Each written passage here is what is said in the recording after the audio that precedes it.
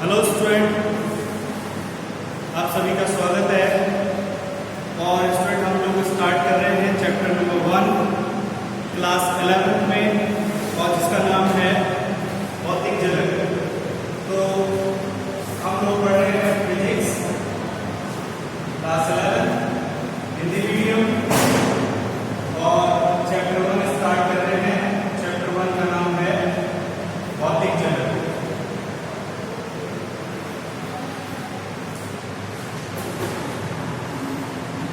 भौतिक जगत क्या होता है? तो भौतिक जगत वो होता है जो हमारे चारों तरफ की चीजें हमें दिखाई और सुनाई दे रही हैं, वो भौतिक जगत है। जैसे फैन रोटेट हो रहा है, पंखा घूम रहा है, तो क्यों घूम रहा है? क्योंकि इसमें विद्युत धारा आ रही है और विद्युत धारा इसको घुमाती है। हम देखते हैं पेड़ पौधों में पानी ऊपर की तरफ चढ़ता है, हम गाड़ियों को गति करते हुए देखते हैं, हम बहुत सारी चीजें अपने चारों तरफ देखते हैं। तो इन सब चीजों के बारे में अध्ययन, नई नई चीजों को जानना क्या कहलाता है? विज्ञान। तो सबसे पहले ये सीखते हैं कि विज्ञान क्या होता है। तो विज्ञान किसे कहते हैं? तो विज्ञान को हम बोलते हैं साइंस। और साइंस एक शब्द से बना है जो कि लैटिन शब्द है, और इसको बोलते हैं साइंटिया या साइंसिया। इसका स्पेलिंग है TIA। और साइंसिया शब्द का मतलब होता है लैटिन भाषा में जानना। क्या मतलब है? जानना, टू नो। तो नई नई चीजों के बारे में जानकारी इकट्ठा करना, इसमें हम लोग ये करते हैं साइंस। साइंस में हम चीजों को किस तरह से पढ़ते हैं, क्या हमारा तरीका है साइंस को पढ़ने का, या साइंस में जो साइंटिस्ट काम करते हैं उनका क्या तरीका है?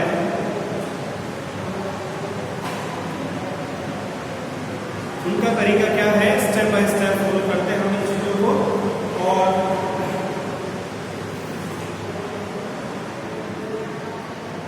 उसको बोलते हैं वैज्ञानिक विधि। वैज्ञानिक विधि में हम ये सीखते हैं कि साइंस में चीजों का अध्ययन किस तरह से किया जाता है। वैज्ञानिक विधि में हम ये सीखते हैं कि साइंस में किस तरह से अध्ययन किया जाएगा। तो वैज्ञानिक विधि में सबसे पहला पॉइंट हम लेते हैं प्रेक्षण। प्रेक्षण क्या होता है? हम अपने चारों तरफ चीजों को देखते हैं। जैसा कि हमने देखा कि एक पत्थर को जब हम छोड़ते हैं, इस चौक को जब हम छोड़ेंगे तो ये पृथ्वी की ओर आकर्षित होती है। हमने देखा किसी गर्म वस्तु को जब हम इस कमरे में रखेंगे तो धीरे धीरे वो ठंडा होना स्टार्ट होती है। इसका मतलब ऊष्मा हमेशा उच्च ताप वाली वस्तु से निम्न ताप वाली वस्तु की ओर प्रवाहित होती है। ऐसे हमने देखा पानी भी हमेशा ऊंचाई से नीचे की ओर बहता है। हमने इसी तरह से आवेश, चुंबकीय प्रभाव के बारे में बहुत सारी चीजें देखी। तो हमारा तरीका क्या है? सबसे पहले हम अपने दैनिक जीवन में जो घटनाएं हो रही हैं उनको अध्ययन करते हैं, उनके बारे में सोचते हैं, उनको देखते हैं, और बहुत सारी घटनाएं एक दूसरे से लिंक करते हैं। उसके बाद सेकंड स्टेप में हम क्या करेंगे?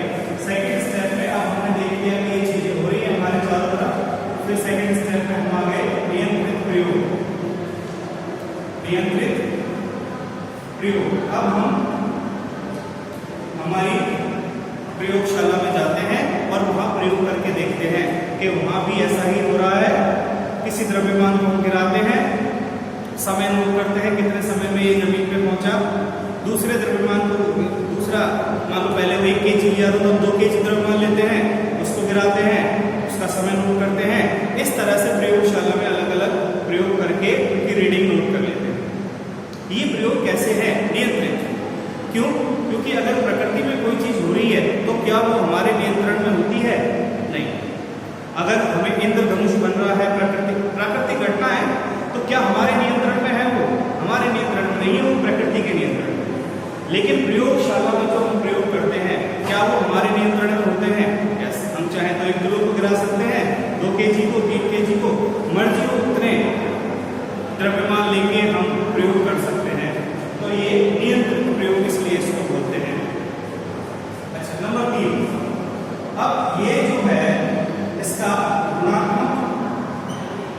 ऋणात्मक व मात्रात्मक विवेचना, गुणात्मक व मात्रात्मक विवेचना करते हैं। ये क्या होता है? जो भी घटना हमने देखी है प्रकृति में, उसके गुणों के बारे में सोचते हैं। जैसे मान लो हमने किसी वस्तु को गिराया और पृथ्वी ने उसको आकर्षित किया, तो हम सोचने लगते हैं क्यों आकर्षित किया।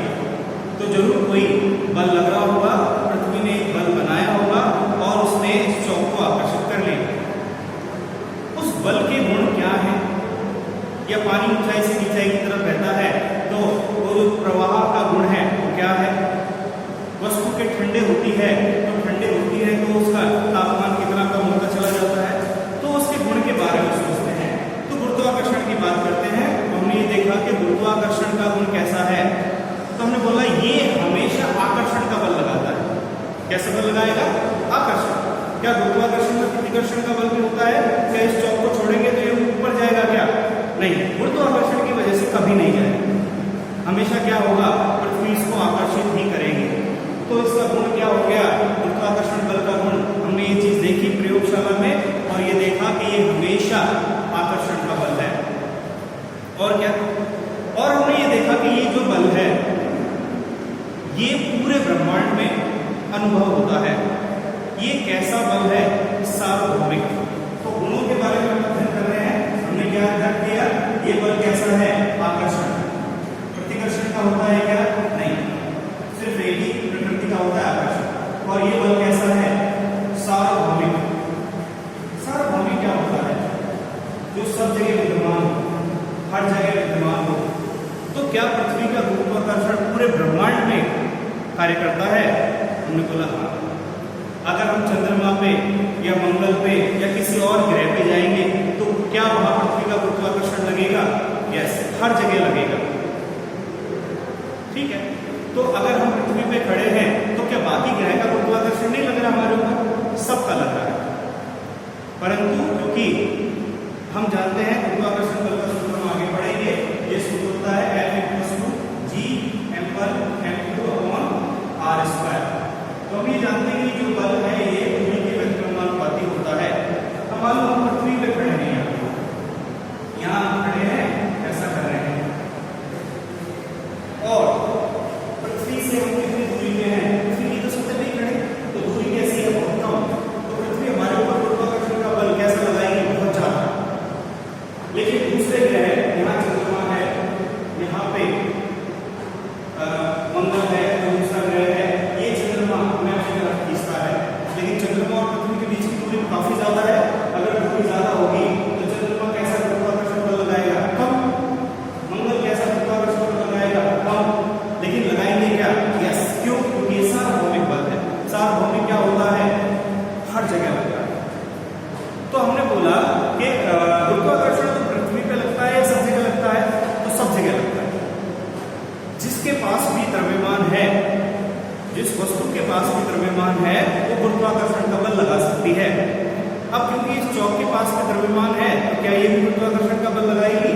एक मान लो ये पेपर का टुकड़ा है, इस पेपर के टुकड़े पे बल लगाएगी? यस। क्यों? क्योंकि इसके पास m1 है, इसके पास m2 है, m1 m2 के बीच में कुछ दूरी है, तो गुरुत्वाकर्षण का बल तो लगेगा। अगर लगेगा तो फिर ये कागज का टुकड़ा इधर खिंचता क्यों नहीं इसकी तरफ? तो हमने बोला कि इसका द्रव्यमान बहुत कम है, और कम द्रव्यमान होने की वजह से ये बहुत कम बल बनाता है। बहुत कम बल बनाता है तो वो बल में इतनी ताकत नहीं है कि इसको खींच ले। जैसे हम एक कार को धक्का मार रहे हैं तो क्या हम बल लगा रहे हैं? यस। तो कार चल क्यों नहीं रही? क्योंकि हम बहुत कम, बहुत छोटा बल लगा रहे हैं। वैसे ही इनके बीच में गुरुत्वाकर्षण का बल कैसा है? बहुत कम। उसमें इतनी ताकत नहीं है कि इसको खींच ले। तो बल तो लगता है। जिसके पास भी द्रव्यमान है उन दोनों वस्तुओं के बीच में गुरुत्वाकर्षण का बल तो लगेगा। दो द्रव्यमानों के बीच में लगता है, एक m1 और एक m2। ये m1 है, ये m2 है, इनके बीच की दूरी है r। तो बल कितना लगेगा? तो कौन सी वस्तु अच्छा गुरुत्वाकर्षण या बड़ा गुरुत्वाकर्षण बल बना सकती है? तो हमने बोला कि जिसके पास ज्यादा द्रव्यमान हो। अगर कोई ग्रह है और पृथ्वी से भी बड़ा है तो वो ज्यादा गुरुत्वाकर्षण का बल बनाएगा, और कोई ग्रह है पृथ्वी से छोटा है जिसका द्रव्यमान कम है कम गुरुत्वाकर्षण का बल बनाएगा, लेकिन जिस वस्तु के पास द्रव्यमान है वो क्या बनाएगी? गुरुत्वाकर्षण।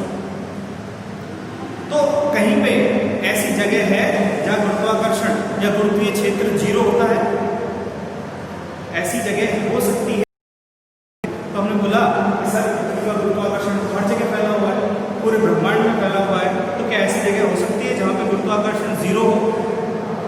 यस, ऐसी जगह हो सकती है। देखिए आप यहाँ है पृथ्वी पे, ये पृथ्वी है और यहाँ चंद्रमा है, ये चंद्रमा है। इन दोनों के बीच में आप एक अंतरिक्ष यान से यहाँ पहुंच गए। अब इस अंतरिक्ष यान पे पृथ्वी का गुरुत्वाकर्षण बल लगेगा, क्योंकि गुरुत्वाकर्षण बल तो हर जगह लगता है, लगेगा इस तरफ नीचे की पृथ्वी इसको। चंद्रमा भी इसके पास भी द्रव्यमान है, चंद्रमा में गुरुत्वाकर्षण बल लगाएगा, उस तरफ खींचेगा। तो अगर ये दोनों बल आपस में बराबर हैं, 100 न्यूटन इधर लग रहा है, 100 न्यूटन इधर लग रहा है, तो हमारे अंतरिक्ष यान पे नेट गुरुत्वाकर्षण बल, कुल गुरुत्वाकर्षण बल कितना लगेगा? हमने बोला 0। तो हम क्या बोलेंगे? यहाँ पे अगर एक चौक को ऐसे छोड़ेंगे तो वो नीचे नहीं गिरेगी, वो हवा में ऐसा लटकी रहेगी। क्यों? क्योंकि गुरुत्वाकर्षण बल कितना अनुभव हो रहा है? 0। तो कहीं भी गुरुत्वाकर्षण बल 0 हो सकता है क्या? यस, हो सकता है। यहाँ पे कोई ऐसी जगह हो सकती है दोनों के बीच में जहाँ पे गुरुत्वाकर्षण बल 0 हो सकता है, लेकिन कहीं भी पृथ्वी का गुरुत्वाकर्षण 0 होगा क्या? नहीं। पृथ्वी का गुरुत्वाकर्षण यहाँ भी रहेगा, यहाँ भी रहेगा, वो अलग बात है। उस तरफ से भी कोई उतना ही बल से खींचना होगा इसको, तो नेट जो बल है वो कितना हो जाएगा? 0। तो हमने इसे गुणों के बारे में अध्ययन कर लिया कि कौन कौन से गुण होते हैं। अच्छा, अब मात्रात्मक अध्ययन कैसे करेंगे? अब बात कर ली कि गुरुत्वाकर्षण बल होता है, दो द्रव्यमान के बीच में लगता है, लेकिन कितना लगता है? मान लो अगर हम दो द्रव्यमान ले लें, 2 किलो और 2 किलो, इनके बीच की दूरी 1 मीटर है, तो कितना बल लगेगा? तो हमें उसकी क्या बतानी है? मात्रा। अभी तक क्या बता रहे थे? उसके गुण बता रहे थे। मात्रा कैसे बताएंगे? तो हमने बोला कि भाई जो बल लगेगा वो दोनों द्रव्यमानों के समानुपाती होता है, दोनों द्रव्यमानों के गुणनफल के समानुपाती होता है, और इनके मध्य की दूरी के वर्ग के व्युत्क्रमानुपाती होता है। ये हमने क्या बता दिया? मात्रा। क्या भैया अगर आप 2 किलो लोगे तो बल बनेगा 4 न्यूटन, और अगर आप दूरी को दुगना कर दोगे तो बल 1/4 हो जाएगा। दूरी को अगर दुगना कर दोगे तो बल क्या हो जाएगा? 1/4, 1/4। तो इस तरह से हम मात्रा बता देंगे कितनी मात्रा में बल बनेगा, क्वांटिटी बताते हैं उसकी। अब इसके बाद थर्ड स्टेप के बाद फोर्थ स्टेप हम लेते हैं। ये हमने कर दिया, अब इसकी गणितीय, इसका गणितीय सूत्र बनाते हैं। गणितीय सूत्र, गणितीय सूत्र कैसे बनाएंगे? जो हमने मात्रात्मक विवेचना की है उनको ही। तो हमने क्या देखा? F समानुपाती है m1 m2 अपॉन r²। इसके तो समानुपाती का चिन्ह हटाएंगे तो ये मान लगा देंगे g m1 m2 upon r²। ये सूत्र बना। सूत्र बनाने का क्या फायदा है? सूत्र बनाने का ये फायदा है कि हमने प्रयोगशाला में 2 किलो और 2 किलो को लेके और इनके बीच की दूरी 1 मीटर रख के हमने बल निकाल लिया, मात्रात्मक अध्ययन कर लिया। अब किसी ने हमसे बोला कि नहीं भाई हम तो ये 1 किलो लेंगे और ये 5 किलो लेंगे, अब इनका बल बताओ। तो क्या हम दोबारा लैब में जाएंगे, दोबारा ये सारी चीजें करेंगे? नहीं। तो हम क्या करेंगे? इस सूत्र में एक को 1 किलो रख देंगे, एक को 5 किलो रख देंगे, दोनों के बीच की दूरी का मान रख देंगे। तो सूत्र हमें क्या देता है कि आप चाहे जितने मान बदल लो, बार बार आपको प्रयोग करने की आवश्यकता नहीं है। आपको क्या करना होगा? आपको सिर्फ इस सूत्र में मान रख के आंसर निकालना होगा। अब लास्ट में इसका क्या करते हैं?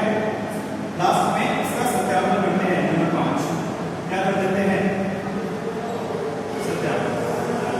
सत्यापन में ये सिद्ध करना होता है कि जो सूत्र है ये सही है या इस सूत्र में और भी कोई बदलाव हो सकते हैं।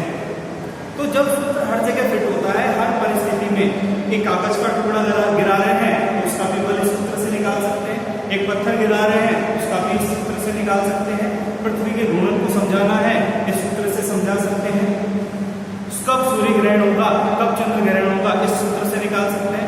तो ये सूत्र हर जगह फिट होता है। अगर ये सूत्र हर जगह फिट होता है तो हम ये कह सकते हैं कि ये जो सूत्र है ये सत्यापित हो गया। अब आप इसको इस्तेमाल करके और गुरुत्वाकर्षण निकाल सकते हैं। ओके, अब ये इस स्टेप से हम किसी भी चीज पे अध्ययन कर सकते हैं। अगर उसका सत्यापन हो गया तो हमारे लिए सूत्र बन जाता है, नहीं तो अदरवाइज हमें उसमें और थोड़ा सुधार करने की आवश्यकता होती है।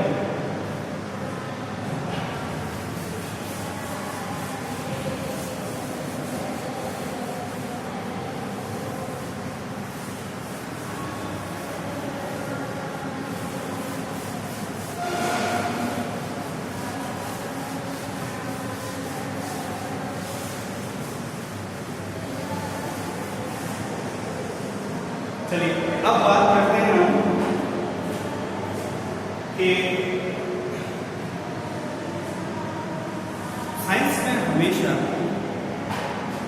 विज्ञान एक गतिशील है। गतिशील का मतलब साइंस में हमेशा इम्प्रूवमेंट की या सुधार की गुंजाइश रहती है। हम साइंस में किसी भी नियम को, किसी भी सिद्धांत को या किसी भी सूत्र को फाइनल नहीं मानते। हो सकता है कि कोई साइंटिस्ट आके उसको बदलाव कर दे और हमें नया सूत्र वहां पे मानना पड़ेगा। तो साइंस में कोई भी चीज फिक्स नहीं होती, हमेशा इसमें बदलाव की गुंजाइश रहती है, हमेशा इम्प्रूवमेंट के चांसेस बने रहते हैं। तो यहाँ पे हम ये कुछ एग्जाम्पल से इस चीज को समझते हैं। पहले एक साइंटिस्ट थे निकोलस कोपरनिकस। उन्होंने ये बोला, बहुत पहले की बात है, उन्होंने ये बोला भैया सूर्य केंद्र में रहता है और पृथ्वी उसके चारों तरफ चक्कर लगाती है। ऐसा उस वक्त राजा महाराजा और इनका शासन था, वो रूढ़िवादी थे और वो पुरानी बातों पे चलते आ रहे थे। तो जब ये बोला गया कि भाई सूर्य केंद्र में है और पृथ्वी चक्कर लगा रही है, तो उनको बड़ा बुरा लगा। क्यों लगा? क्योंकि वो ये मानते थे कि पृथ्वी ने हमें जन्म दिया है, पृथ्वी हमारी माँ है और पृथ्वी किसी के चक्कर नहीं लगा सकती। जिसको चक्कर लगाना है पृथ्वी के चक्कर लगाओ। पहले ये मानते थे कि पृथ्वी केंद्र में है और सूर्य उसके चक्कर लगा रहा है। ऐसा देखते थे कि सूर्य यहाँ से उदय हुआ, ऐसा गया दोपहर में बिल्कुल ऊपर और शाम को सूर्यास्त हो गया। तो क्या मान के चलते थे कि चक्कर कौन लगा रहा है? सूर्य की पृथ्वी, सूर्य। क्यों? क्योंकि राजा के जो पिताजी थे वो ये बोलते थे और उसके मंत्री बोलते हैं और उसके जो पंडित हैं वो ये बोलते हैं क्या कि पृथ्वी स्थिर है, सूर्य चक्कर लगा रहा है।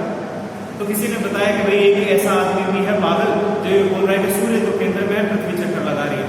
तो राजा को बड़ा बुरा लगा, हमारी धरती माता का अपमान करता है, उसको बुलाओ। और उसको फांसी की सजा सुनाई गई और उसको मार दिया गया। ये एक ट्रू स्टोरी है, ऐसा हुआ है। तो साइंस में इतनी जल्दी चीजों को स्वीकार नहीं किया जाता, बहुत समय लगता है जब स्वीकार किया जाता है। तो साइंस में हम ये देखते हैं कि इम्प्रूवमेंट की गुंजाइश रहती है। फिर उसके बाद और साइंटिस्ट आए और उन्होंने इस चीज को सिद्ध करके दिखाया कि नहीं, सूर्य केंद्र में होता है और पृथ्वी उसके चारों तरफ चक्कर लगाती है।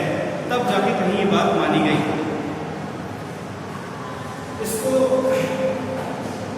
सूर्य केंद्रित सिद्धांत हम लोग बोलते हैं। उसके बाद ये बोला गया कि जो प्रकाश है वो सबसे पहले बोला गया कि प्रकाश एक कण के रूप में चलता है। ऐसे एक तरंग, ऐसे इस तरह से अगर कोई सतह है, प्रकाश यहाँ से आता है, इससे परावर्तित होकर ऐसे चला जाता है। दर्पण है या कोई सतह, परावर्तक सतह। प्रकाश इस तरह से गति करता है। कैसे? जैसे इस चौक को फेंके तो ये चौक या ये बॉल यहाँ टकराए और टकरा के यहाँ जाए। ये चौक क्या है? ये एक कण की तरह है या कणों से मिलकर बना हुआ है। तो कोई भी वस्तु या कोई पदार्थ अगर ऐसे चलता है इस तरह से, तो उसका सिद्धांत कैसा है? कण। एक दूसरे साइंटिस्ट आए हाइजेनबर्ग, ये न्यूटन ने सिद्धांत दिया था कण वाला, और एक साइंटिस्ट आए फिर हाइजेनबर्ग, उन्होंने बोला नहीं, ये गलत है। प्रकाश कण के रूप में नहीं चलता, प्रकाश सरल रेखा में नहीं चलता। कण कैसे चलता है? सरल रेखा। तो प्रकाश सरल रेखा में नहीं चलता, प्रकाश तरंग के रूप में आगे बढ़ता है। तरंग कैसे आगे बढ़ती है? मान लो यहाँ पे हमने एक पानी में पत्थर डाला, तरंग इस तरह से आगे बढ़ी, इस तरह से आगे बढ़ी, ऐसे। तो कण कैसे चलता है? सरल रेखा। और तरंग कैसे चलती है? ऐसे फैलती हुई। तो हमने बोला कि इस रूम में पानी अंदर आएगा तो ऐसा सीधा फैलेगा? हमने बोला पूरे रूम में फैल जाएगा। क्या कारण है? कि तरंग की प्रकृति होती है पानी। ऐसे ही प्रकाश के साथ है, इस गेट से अगर प्रकाश आ रहा है तो ऐसा नहीं कि यही चीजें दिखेगी, हमें उस कोने में अगर कोई चीज रखी है वो भी दिखती। इसका मतलब प्रकाश की प्रकृति कैसी है? पानी की तरह। कैसी है? फैलते हुए जाएगा। ये हाइजेनबर्ग ने प्रयोगशाला में सिद्ध करके बताया कि ऐसा होता है। तो हमने मान लिया, क्या मान लिया कि प्रकाश की प्रकृति कैसी होती है? तरंग। और 10 तक हम ऐसे चित्र पढ़ते आए प्रकाश में, ये किस प्रकृति को दर्शाते हैं? प्रकाश की सरल रेखा में गति या प्रकाश किस तरह गति करता है? कण की तरह। और ये क्या बताता है? तरंग। पहले ये वाला सिद्धांत आया कि कण की तरह है, फिर हाइजेनबर्ग आया, उन्होंने बोला नहीं तरंग है, तरंग मान ली। उसके बाद एक और साइंटिस्ट आए, आइंस्टीन, और उन्होंने बोला कि जब प्रकाश किसी धातु की सतह पर गिरता है तो यहाँ से इलेक्ट्रॉन का उत्सर्जन होता है। इसका उत्सर्जन होता है, इलेक्ट्रॉन का उत्सर्जन होता है, और इलेक्ट्रॉन विद्युत धारा, इलेक्ट्रॉन का गति करना या आवेश का गति करना क्या होता है? विद्युत धारा।